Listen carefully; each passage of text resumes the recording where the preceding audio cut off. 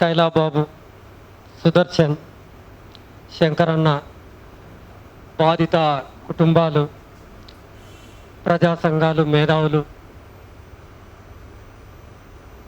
మొట్టమొదలు ఈ సమావేశాన్ని నిర్వహిస్తున్న దళిత బహుజన ఫ్రంట్కి, అట్లాగే దళిత లిబరేషన్ ఫ్రంట్కి పౌర హక్కుల సంఘం ఉద్యమ అభివందనాలు తెలియజేస్తుంది. నిజానికి ఈ సబ్జెక్టు మాకు సంబంధించింది. ఈ లాకప్లో చిత్రహింసలు కానీ, లాకప్లో మరణాలు కానీ, ఎన్కౌంటర్లు కానీ డైరెక్ట్గా వీటిలో రాజ్యం పాత్ర ఉంటుంది కనుక పౌర హక్కుల సంఘం తన ప్రణాళికలోనే వీటి మీద పనిచేయటం కోసం ముందుకొచ్చిన సంస్థ. అయితే ఈ సంస్థలు ఇవాళ దీని మీద ఒక అభిప్రాయం కూడగట్టుకొని వీటిని నివారించడానికి ఏం చేయాలి అనే దాన్ని ఒక లోతైన విశ్లేషణ, మేధోమథనం జరగటం కోసం ఈ రౌండ్ టేబుల్ సమావేశాన్ని నిర్వహిస్తున్నందుకు ఆ సంఘానికి, ఈ రెండు సంఘాలకు ఉద్యమ అభివందనాలు తెలియజేస్తూ ఉన్నాం. ఇక ఈ రాజ్యహింసను గురించి ఎంతకాలం మాట్లాడాలి, ఏం మాట్లాడాలి? ప్రత్యక్ష సాక్షులు అందరు ఇక్కడే ఉన్నారు.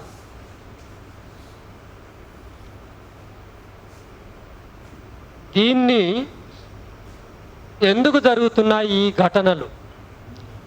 ఒక రాజ్యాంగం ప్రసారించే వెలుతురులో, ప్రజాస్వామ్య బాటలో నడవాల్సిన ప్రభుత్వాలు చట్టానికి లోబడి చట్టబద్ధ పరిపాలన చేస్తే గనుక ఇలాంటి ఘటనలు జరుగుతాయా? అయితే ఇక్కడ మనం కొంచెం లోతుగా పరిశీలిస్తే అర్థమయ్యేది ఏంటి అంటే, ఇప్పుడు చెప్తున్న ఈ లాకప్ మరణాల్లో, ఎన్కౌంటర్లలో, చిత్రహింసల కొలిమిలో బలవుతున్నది అత్యధికంగా ఆదివాసులు, దళితులు, గిరిజనులు అనేది గుర్తుపెట్టుకోవాలి.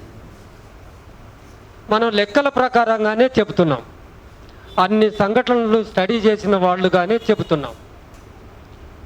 దళితులపైన, గిరిజనులపైన, ఆదివాసులపైన, పేదలపైన, గొంతు లేని వాళ్ళపైన ఈ దాష్టికాలు చేస్తున్నది ఎవరు అంటే, బలవుతున్నది దళిత వర్గాలు అయితే, కింది వర్గాలు అయితే, దళిత వర్గాలని చెబుతున్నప్పుడు ఆ దాష్టికాలకు పాల్పడుతున్నది పోలీసులు అనటానికి లేదు. వాళ్ళు అగ్రవర్ణపు వాళ్ళు, వాళ్ళు ఆధిపత్య వర్గాలకు సంబంధించిన వాళ్ళు. వీళ్ళను దళితులు అన్నప్పుడు వాళ్ళు పోలీసులు అనటానికి లేదు. వృత్తిరీత్యా పోలీసులు కానీ, పుట్టుకతో అగ్రకులపు వాళ్ళు, ఆదివాసీ, ఆ ఆధిపత్య వర్గాలకు సంబంధించిన సమూహాలు వాళ్ళు. వచ్చిన కాంట్రడిక్షన్ ఎక్కడొస్తుంది? వీళ్ళు ఆదివాసీలు, వీళ్ళు దళితులు, వీళ్ళు గిరిజనులు, వీళ్ళు మహిళలు. సమాజంలో అత్యంత ఏమీ అనలేని, నోట్లో నాలుక లేని వర్గాలు వీళ్ళు. వాళ్ళెవరు? పోలీసులు అయినప్పటికీ ఒక ఆధిపత్య వర్గాలకు చెందిన వాళ్ళు కనుక వాళ్ళు ఒక భూస్వామ్య భావజాలంతో ఉన్న వాళ్ళు. ఎంత పెద్ద పోలీస్ అధికారి అయినా, చిన్న కానిస్టేబుల్ అయినా కానీ ఆధిపత్య వర్గాల నుంచి, ఆధిపత్య కులాల నుంచి వచ్చిన వాళ్ళు సహజంగానే డ్యూటీలో చేరిన రోజు ఆ పోలీసు నియమావళికి కట్టుబడి ఉండటం కానీ, చట్టాలకు కట్టుబడి ఉండటం కానీ, రాజ్యాంగం నిర్దేశించిన సూత్రాలకు కట్టుబడి ఉంటాము అనే వాగ్దానమో ప్రక్రియనో ఎక్కడ ఉండదు. ఎస్ఐగా ఉద్యోగం వస్తుంది, ఎస్ఐగా జాయినింగ్ రిపోర్ట్ ఇస్తాడు, ఎస్ఐగా డ్యూటీలు చేస్తాడు. కానీ ఆ ఎస్ఐ రామిరెడ్డి అయితే వాడు శంకరన్న అన్నాడు కనుక అదే పదాన్ని ఉపయోగిస్తూ ఆయన ఆ భూస్వామ్య భావజాలాన్ని సంతకం పెట్టిన మరుక్షణం వదులుకొని సంతకం పెడుతున్నాను అంటాడా? అది వదులుకొని జాయినింగ్ రిపోర్ట్ ఇస్తాను అనుకుంటాడా? కాదు. నేను చట్ట ప్రకారంగా ఈ ప్రతినిధులతో వాగ్దానం చేపిస్తాను. మరి అధికారులతో ఆ వాగ్దానం చేపిస్తారా? చేస్తే వాళ్ళు నిలబెట్టుకుంటారా?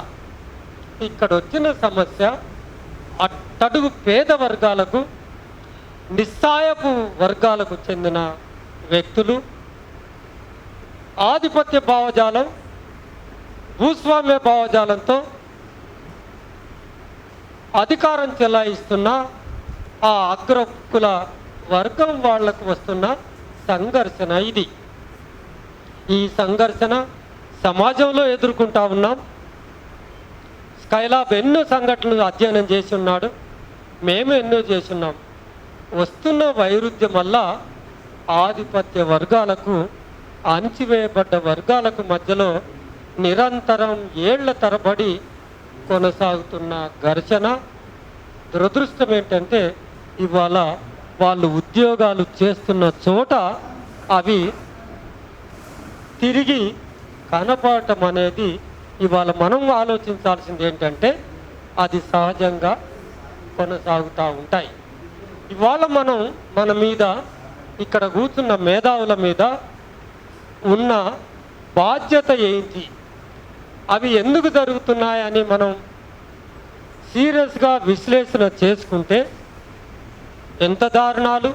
శంకరన్న చెప్పాడు, అవే ఆదివాసీ వర్గాలకు చెందిన వాళ్ళు, నిమ్న కులాలకు చెందిన వాళ్ళు చేస్తే, ఈ చిన్న తప్పులు చేస్తే, ఒక మేకను దొంగతనం చేస్తే, ఒక మామిడికాయను తిందామని ఆకలి తీర్చుకుందామని కోసుకుంటే, ఒక చిన్న వస్తువును కనుక తీసుకుంటే ఆకలి భరించలేక అదే వేరే కులపు వాళ్ళు చేస్తే ఇంత దాష్టికం జరుగుతుందా? దీన్ని మనం ఎట్లా విశ్లేషణ చేసుకోవాలి?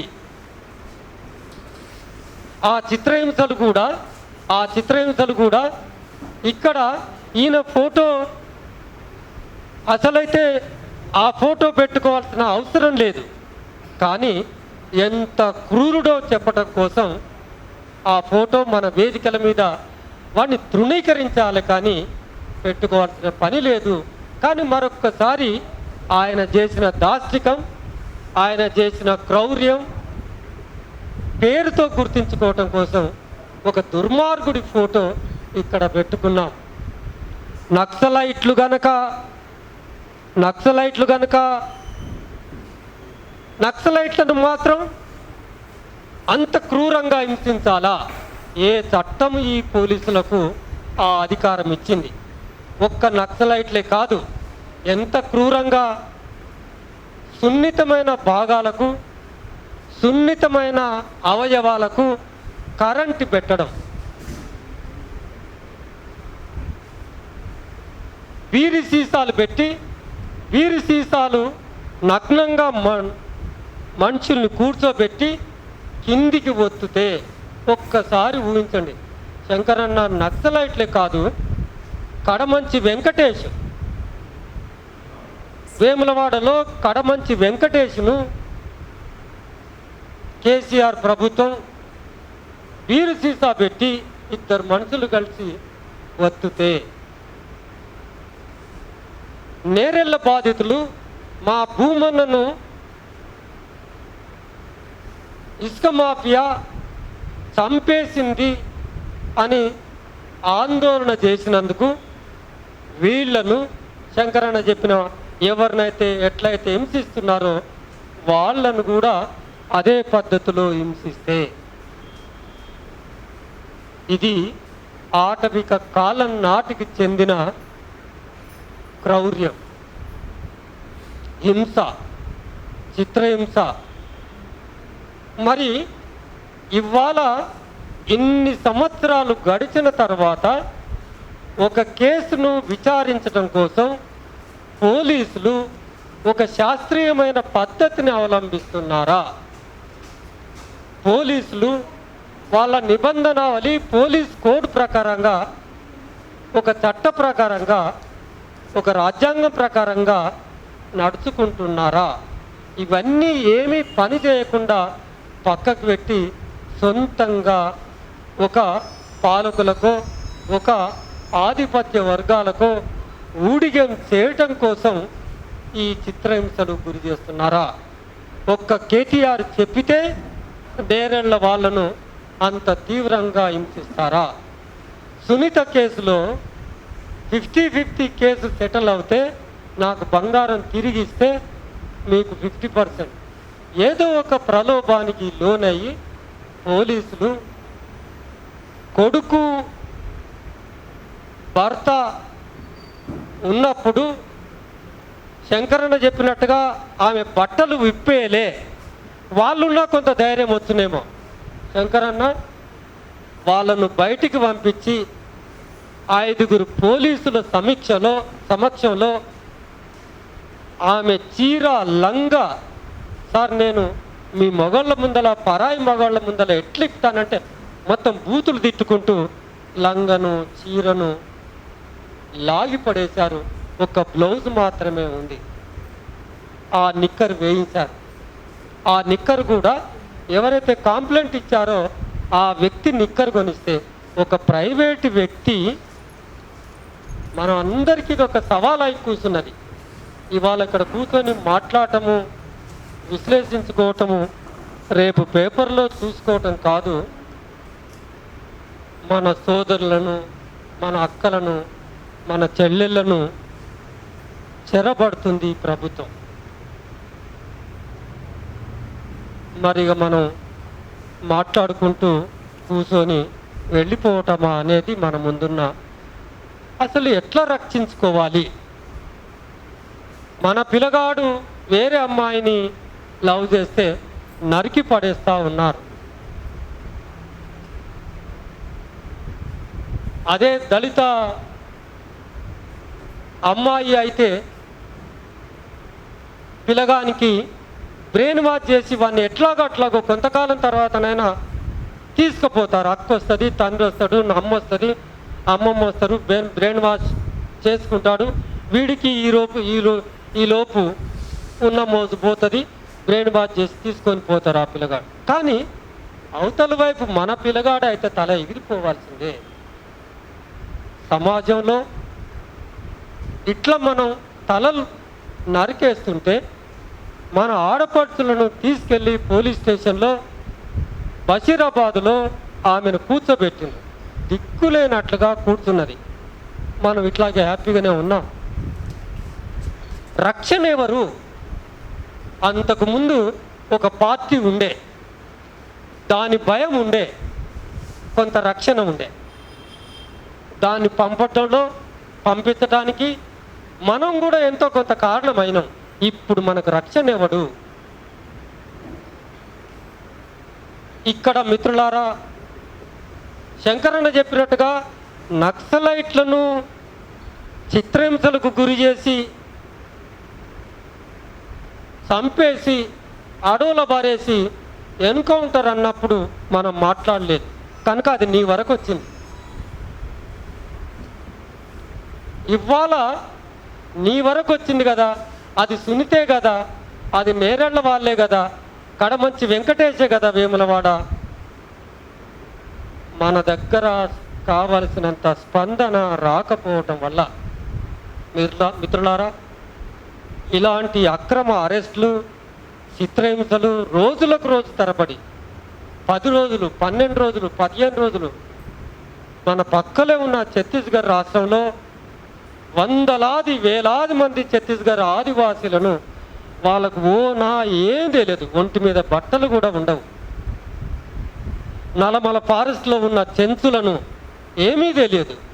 వాళ్ళను తీసుకెళ్ళి అటవీ అధికారులతో ఘర్షణ జరిగితే మమ్మల్ని చంపటానికి ప్రయత్నం చేసిందని మాచారం గ్రామం మహిళను హత్యా నేరం కేసు పెట్టి ఆమెను ఏళ్ల తరబడి జైల్లో వేశారు. స్టేషన్లు వేసి చిత్రహింసలు పెట్టిన తర్వాత జైలుకు పంపారు. ఛత్తీస్గఢ్లో వేలాది మందిని పట్టుకొని పోయి పొలంలోకి పోయిన వాళ్ళను, చేపలు పట్టుకొని పోయిన వాళ్ళను, ఇప్పప్పులు ఏరుకోనికి పోయిన వాళ్ళను, తునికాకు వేరుకోవడానికి పోయిన వాళ్ళను అయితే చంపేసి ఎన్కౌంటర్లని మావోయిస్టులు అన్నారు. లేదంటే చిత్రహింసలు పెట్టి వెనక్కి పంపిండ్రు, లేదా జైలుకు పంపిండు. మరో ఫాము సరెండరు, నక్సలైట్లని సరెండర్ చేస్తూ ఉన్నారు. దేశవ్యాప్తంగా దిక్కుముక్కు లేని ప్రజలకు ప్రభుత్వాలు, రాజ్యం వికృతమైన రూపంలో మీద పడి ఇట్లా తన విషపు కోరలతో నలిపేస్తున్న క్రమాన్ని మనం చూస్తున్నాం. దీనికి సమాధానం ఏంటి అనేది మన ముందు పెద్ద సవాలుగా మిగిలి ఉంది. దీన్ని ఎదుర్కోవటానికి ఏ రూపం మనం అవతరించాలి అనేది పెద్ద సమస్య. ఇవాళ అందరం కలిసి కనకయ్య దగ్గరికి వెళ్ళాల్సిన అవసరం ఉంది, బషీరాబాద్ వెళ్ళాల్సిన అవసరం ఉంది, అందరం కలిసి సునీత దగ్గరికి వెళ్ళాల్సిన అవసరం ఉంది. ఎక్కడో ఒక చోట మనకు బలం లేదని కాదు, చట్ట పరిధిలో పోరాడితే బలం లేదని కాదు. శంకరన్న చెప్పాడు, ఇన్ని సంఘాలు ఏకమైనవి కనుకనే ఇవాళ ఆ కేసు పెట్టగలిగింది. కరెక్ట్గా చెప్పాం. ఎన్ని కేసుల్లో పోలీసుల మీద ఎఫ్ఐఆర్ అవుతుంది? ఎఫ్ఐఆర్ అయినంత మాత్రాన ఆడ ఒరిగేదే ఉంది. సస్పెండ్ చేశారు, ఎఫ్ఐఆర్ పెట్టండి అని అడిగాం. సస్పెండ్ చేస్తే మళ్ళీ తీసుకుంటారు. ఎఫ్ఐఆర్ అయితే మాత్రం నిలబడేది ఎవరు? వాళ్ళకు శిక్ష పడేది ఎక్కడా? ఇవి జరగకుండా ఎఫ్ఐఆర్ మాత్రమే బుక్ చేసి వాళ్ళను దోషులుగా చిత్రీకరించడం ఒకటే కాకుండా వాళ్లకు శిక్ష పడేంత వరకు మనం పోరాటం చేయాల్సిన అవసరం ఒకటైతే, నిలువరించటానికి ఈ పాలకుల దగ్గర శాస్త్రీయమైన పద్ధతులు ఏమున్నాయి? పోలీసులు ఘటన జరిగిన వెంబడే పోలీసుల పైన ఆ శిక్షలు కనుక వేస్తే ఇవి కొంతమేరకైనా ఆపగలుగుతాం. అటువంటి పోలీసు అధికారులు మొత్తం వాతావరణాన్ని మార్చడానికి, ఒక భావజాలమైన మార్పు తీసుకురావటానికి ఆ విద్యారంగంలో వాళ్ళు చేస్తున్న ఆ అధ్యయనాల్లో, చదువుల్లో ఇదొక పెద్ద, కేవలం పోలీసులు హింసించిన ఘటన ఒకటే కాదు, దాని పూర్వరంగం, దాని నేపథ్యం. ఇవాళ రామరెడ్డి నిక్కరు తొడిగించటం వెనుక ఉన్న భావజాలం ఏంటి? ఆమెకు నిక్కరు తొడిగించి, నిక్కరు వేసిన తర్వాత ఒక ఎల్లెలుకల భూమి మీద ఎల్లెలుకల పడుకోబెట్టి, ఒక కాలు ఇద్దరు కానిస్టేబుల్ అటువైపు విరిచిపడితే, ఇంకొక కాలు ఇద్దరు కానిస్టేబుల్స్ ఇరిచిపడితే బ్లీడింగ్ అయ్యింది. 2 చేతులు కట్టేశారు, 2 కాళ్ళు నైలాన్ తాడుతో కట్టేసి కదలకుండా 5 కానిస్టేబుల్ బోల్ట్ పెట్టిండ్రు. రాత్రి 2 గంటలు కావస్తుంది. అరవకుండా, కదలకుండా నోరు మూయటానికి ఒక కానిస్టేబుల్, 2 కానిస్టేబుల్ కాళ్ళు విరిచి పడతారు. అదైన తర్వాత ఆమె తొడల మీద పెద్ద కట్టె పెట్టి అటువైపు 2 కానిస్టేబుల్స్ నిలబడతారు. అసలు ఊహించటానికి ఇటువైపు 2 కానిస్టేబుల్ నిలబడి ఎక్కి స్ప్రింగ్ లాగా ఎక్కి దుంగటం. ఆమె అంతకుముందే యాక్సిడెంట్ అయ్యి కాలు పోటుకున్నది, ఇప్పుడు శాశ్వతంగా వికలాంగురాలైంది. పిల్లలు చిన్నోళ్ళు, భర్త పేషెంట్, భర్త మీద రౌడీ షీటర్ పెట్టిన. అసలు ఆయన మీద ఉన్నది ఒక్కటే ఒక కేసు, అది రౌడీ షీటర్గా చిత్రీకరించాడు. అమాయకమైన మాల కులానికి చెందిన ఆ ఫారూక్ నగర్లో ఆయననేమో ఆటో నడుపుకుంటూ పోతాడు, ఈమెనేమో కష్టమైన పని చేయలేదు, కాలు లేదు కనుక ఇళ్లల్లో పాచి పని చేసుకొని బ్రతుకుతుంది. అసలు ఆ ఇళ్లల్లో ఎవరైతే పని చేస్తున్నారో వాళ్ళందరూ మూకుమ్మడిగా, అసలు ఆమె మా ఇంట్లో చిన్న గుండె సూది కూడా ముట్టుకోలేదు ఇప్పటి వరకు అని చెబుతా ఉన్నారు. కేవలం దళితులు అయినందుకు మాత్రమే కేవలం నోట్లో నాలుకలేను అయినందుకు మాత్రమే.